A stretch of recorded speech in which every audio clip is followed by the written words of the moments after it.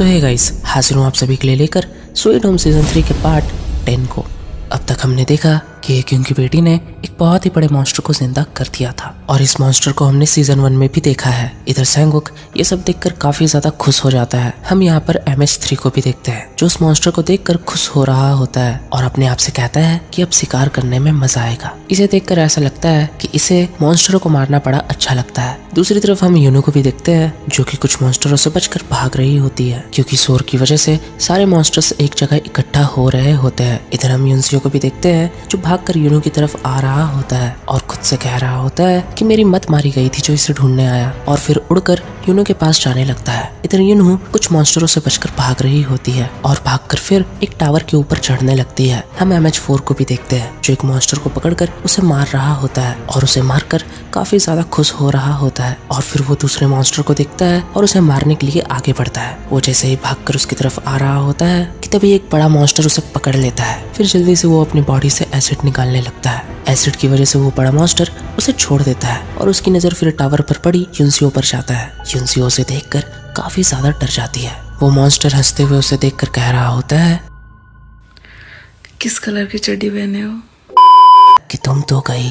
लेकिन इतने में वहाँ युनसियो आ जाता है और उसकी पीठ पर अटैक करते रहता है। फिर वो बड़ा मॉन्स्टर काफी छटपटाने लगता है। वो युनसियो को अपने पीठ से हटाने के लिए बहुत कोशिश कर रहा होता है पर युनसियो उस पर अटैक कर ही रहा होता है। पर फिर वो बड़ा मॉन्स्टर उसे पकड़कर दूर फेंक देता है। फेंकने के बाद उसकी नजर MH4 पर जाती है। फिर जैसे ही वो MH4 को मारने के लिए बढ़ रहा होता है कितने में युनसियो वापस से उड़कर उसके पास आ जाता है और उसके पीठ पर वापस से अटैक करने लगता है। उस बड़े मॉन्स्टर को काफी ज्यादा तकलीफ हो रहा होता है। MH4 तो इनकी फाइट देखकर काफी ज्यादा खुश हो रहा होता है। फिर वो बड़ा मॉन्स्टर अपने पीठ को टावर से टकराता है जिसकी वजह से युनसियो नीचे गिर जाता है और फिर वो मॉन्स्टर भी उसके ऊपर गिर जाता है। युनसियो तो ये सब देखकर काफी ज्यादा डर गई होती है। फिर हम MH4 को देखते हैं जो उस बड़े मॉन्स्टर को मारने के लिए आगे आ रहा होता है। लेकिन उसी वक्त हम देखते हैं कि युनसियो उस मॉन्स्टर को बहुत बुरी तरीके से फाड़ देता है। ये देखकर तो MH4 काफी ज्यादा खुश हो जाता है और युनसियो से कहता है कि तुम भी हमारे जैसे हो। फिर युनसियो पीछे पलटकर उसे देखता है और फिर खुशी से MH4 उसकी तरफ हाथ बढ़ाते हुए कह रहा होता है कि मैंने तुम्हें कभी नहीं देखा।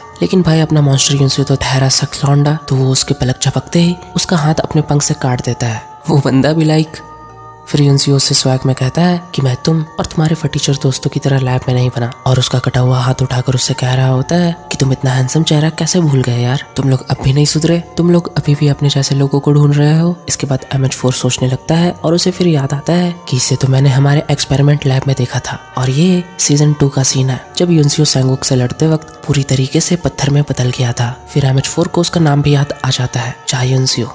ये सब सुनकर युनसियो से कहता है कि चलो शुक्र है कि तुम्हें मेरा नाम तो याद है। फिर MH4 घबराते हुए युनसियो से कह रहा होता है कि मेरा कटा हाथ मुझे वापस करो। युनसियो मुस्कुराते हुए उसके हाथ को उठाकर उससे कह रहा होता है क्या तुम इसकी बात कर रहे हो, और इतना कहकर वो उसकी तरफ हाथ फेंक देता है। फिर MH4 घबराते हुए अपना हाथ उठाने जा ही रहा होता है कि तभी युनसियो अपने पंख से उसका दूसरा हाथ भी काट देता है। MH4 तो दर्द से चिल्लाने लगता है। फिर युनसियो अपना पंख उसके चेस्ट पे घुसाते हुए कह रहा होता है कि मैंने इसे उठाने को कब कहा, और फिर वो उससे गुस्से में पूछता है कि सैंगुक कहाँ है, वो कमीना किस बिल में छुप कर बैठा है। यूनो भी दूर से ये सब देख रही होती है। युनसियो MH4 को बहुत ज्यादा टॉर्चर कर रहा होता है। डर के मारे MH4 उसे बता देता है कि वो स्टेडियम में है। फिर युनसियो मुस्कुराते हुए उससे पूछता है कि अभी भी क्या वो उसी सड़ी बॉडी में पड़ा है या फिर उसने बॉडी चेंज कर ली। इसके बाद MH4 उसे बता देता है कि वो दूसरी बॉडी में जाने की तैयारी कर रहा है। फिर युनसियो उससे कहता है कि वो जा नहीं पाएगा क्योंकि मैं उसे जाने नहीं दूंगा, और इतना कहकर फिर वो MH4 को पीटने लगता है। MH4 उससे मौत की भीख मांग रहा होता है। वो उससे कहता है कि बस करो, अब मुझे मार दो, पर युनसियो तो उसे बहुत ज्यादा तड़पा रहा होता है।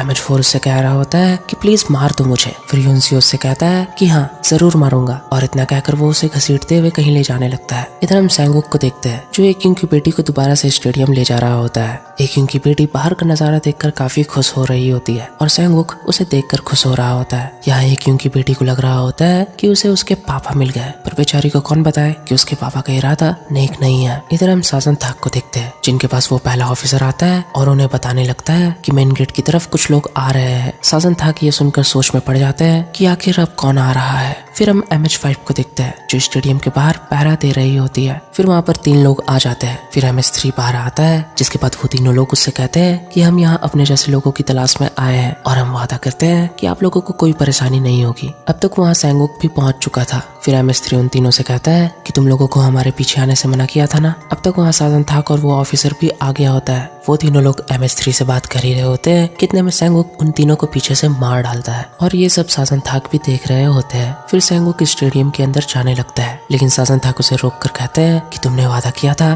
कि तुम किसी को नहीं मारोगे। जिस पर सैंगवुक रिप्लाई करता है कि मैंने कहा था कि मैं इंसानों को नहीं मारूंगा, और इतना कहकर वो जाने लगता है। जिस पर साजन थाक उसे रोक कर गुस्से से कहते हैं कि अगर ये लोग इंसान नहीं तो क्या है। जिस पर सैंगवुक साजन थाक को बताने लगता है कि स्टेडियम के बाहर भी एक अलग दुनिया है यार, जिसके बारे में तुम नहीं जानते। और फिर वो उनसे कहता है कि जानते भी हो ये क्या है, बाहर इनकी पूरी फौज है। ये सब सुनकर साजन थाक हैरान हो जाते हैं। इसके बाद सैंगवुक एकयुंग की बेटी को स्टेडियम के अंदर लेकर आ रहा होता है कि तभी हम एकयुंग को भी देखते हैं जो छुपकर उनके आने का इंतजार कर रही थी। जब वो दोनों वहाँ से जा रहे होते हैं तो तब एकयुंग की बेटी को ऐसा फील होता है कि कोई उसका पीछा कर रहा है। फिर वो जैसे ही पीछे पलटती है तो एकयुंग छुप जाती है। वो पीछे देख ही रही होती है कि तभी सैंगवुक उसे आगे से आवाज देता है और उससे कहता है कि तुम्हें उन नमूनों से डरने की जरूरत नहीं है। और फिर वो मुस्कुराते हुए एकयुंग की बेटी के पास आने लगता है और फिर वो उससे कहता है कि अरे मैं तो भूल ही गया था, तुम्हें तो तोहफा देने का वादा किया था ना मैंने। और फिर मुस्कुरा कर कहता है कि चलो बताओ क्या चाहिए। फिर थोड़ा सोचने के बाद एकयुंग की बेटी उसे कहती है कि उसे स्टेडियम में अपने दोस्तों से मिलना है, जिसके लिए सैंगवुक मान जाता है और उसे जाने देता है। फिर हम 2 बच्चों को देखते हैं जिन्होंने यंगसू का बॉल छीन लिया था और वो उसी बॉल से खेल रहे होते हैं कि तभी वहाँ पर एकयुंग की बेटी आ जाती है और उससे यंगसू का बॉल मांगती है, पर वो छोटा बच्चा उसे नहीं दे रहा होता है। फिर उस छोटे बच्चे का बड़ा भाई उससे पूछता है कि आखिर तुम हो कौन, और वो जैसे ही उसका शक्ल देखता है तो उसे याद आता है कि अरे ये तो उस मॉन्स्टर अंकल की बेटी है। फिर डर के मारे वो छोटा बच्चा उसे वो बॉल दे देता है। फिर एकयुंग की बेटी उससे उसका ग्लव्स भी मांगती है। वो छोटा बच्चा उससे कहता है कि पर ये तो मेरा ग्लव्स है, पर उसका बड़ा भाई उससे ग्लव्स छीनकर एकयुंग की बेटी को दे देता है और वहाँ से अपने छोटे भाई को लेकर भाग जाता है। एकयुंग की बेटी ग्लव्स पाकर बहुत ज्यादा खुश हो जाती है, क्योंकि एज नो हमें पता है कि उसके हाथों में पावर्स है और वो अभी अपने पावर्स को अच्छे से कंट्रोल नहीं कर सकती है, इसलिए वो ग्लव्स पहनकर किसी को भी टच कर सकती है तो सामने वाले को कुछ भी नहीं होगा। वो उस ग्लव्स को पहनकर काफी ज्यादा खुश हो जाती है और खुशी से यंगसू के पास जा रही होती है। जाते वक्त रास्ते में सारे लोग उससे डर रहे होते हैं। ये देखकर एकयुंग की बेटी को अच्छा नहीं लगता और वो घबराते हुए वहाँ से जल्दी जल्दी जाने लगती है। वो जब वहाँ से जा ही रही होती है कि तभी कोई उसका हाथ पकड़ लेता है और अपनी तरफ खींच लेता है। एकयुंग की बेटी घबराने लगती है, पर हम देखते हैं कि उसका हाथ पकड़ने वाली एकयुंग थी। वो उससे गले लगकर उसे शांत करते हुए कह रही होती है कि ये मैं हूँ। ये सुनकर एकयुंग की बेटी शांत हो जाती है। फिर एकयुंग उसे साइड में कहीं ले जाती है। हम देखते हैं कि वो दोनों शांति से बैठे हुए होते हैं। फिर एकयुंग अपनी बेटी के हाथ में ग्लव्स को देखती है और ये देखकर उसे तसल्ली मिलती है कि फाइनली कि अब उसकी बेटी समझदार हो रही है। फिर एकयुंग की बेटी एकयुंग से पूछती है कि आप अब भी इंसान हो। वो उसे कह रही होती है कि मैंने तो आपको मॉन्स्टर बना दिया था। जिस पर एकयुंग उससे कहती है कि क्या तुम चाहती हो कि मैं फिर से मॉन्स्टर बन जाऊं? जिस पर एकयुंग की बेटी हाँ कहती है। इस पर एकयुंग उससे पूछती है क्यों? जिस पर एकयुंग की बेटी उसे बताने लगती है ताकि मैं आपसे नफरत ना करूं। ये सुनकर एकयुंग थोड़ी इमोशनल होते हुए उससे कह रही होती है कि क्या तुम्हें मुझसे नफरत है? जिस पर एकयुंग की बेटी अपना सर हिलाती है और फिर कहती है क्योंकि आपको मेरे साथ रहने में डर लगता है। फिर वो उससे पूछती है क्या मैं आपको पसंद नहीं हूँ? उसकी बातें एकयुंग ध्यान से सुन रही होती है। आप ही हो जिससे मुझसे डर लगता है, आपको मैं पसंद नहीं क्योंकि मैं एक मॉन्स्टर हूँ ना। फिर एकयुंग की बेटी उसे बताने लगती है कि वो कैसा फील करती थी और फिर वो उससे कहती है कि मुझे लगा था कि अगर आप भी मॉन्स्टर बन जाओगी तो मुझे समझोगी। ये सब सुनकर एकयुंग को भी रियलाइज होता है कि उसने कितनी बड़ी गलती की। वो हमेशा उसे डांटती रहती थी, लोगों से दूर करते रहती थी और उसे कोसते रहती थी। फिर वो उसके गले लगकर उससे रोने लगती है। एकयुंग की बेटी भी थोड़ी इमोशनल हो जाती है। एकयुंग रोते हुए अपनी बेटी से कह रही होती है कि मैं तुमसे नफरत नहीं करती और वो फिर इमोशनल होते हुए उससे कह रही होती है कि मैं बस इस बात को समझ नहीं पाई कि तुम दूसरे बच्चों से थोड़ी अलग हो सके तो मुझे माफ कर देना। जिस पर उसकी बेटी उससे कहती है कि क्यों? जिस पर एकयुंग रोते हुए कह रही होती है कि मैं डर गई थी, मुझे उस वक्त समझ नहीं आ रहा था कि मैं क्या करूं। अगर लोगों को तुम्हारे बारे में पता चलता तो वो तुम्हें मार डालते।